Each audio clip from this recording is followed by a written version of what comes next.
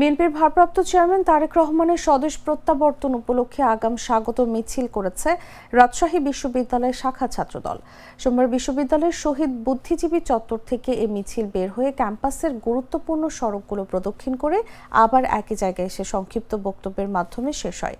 মিছিল শেষে রাবি শাখা ছাত্রদলের সাংগঠনিক সম্পাদক মাহমুদুল মিঠু বলেন, পতিত ফ্যাসিস্ট হাসিনা সরকার তারেক রহমানকে দেশে ফিরতে দেয়নি।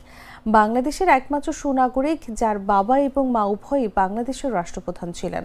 তারেক রহমানকে নিয়ে বারবার ক্যান্টনমেন্ট থেকে এবং স্বাধীনতা বিরোধী একটি পক্ষ যারা জিয়াউর রহমানকে হত্যা করেছিল তাদের ষড়যন্ত্রের অংশ হিসেবে আমাদের হৃদয়ের স্পন্দন তারেক রহমানকে বিদেশে নির্মমভাবে জীবনযাপন করতে হয়েছিল।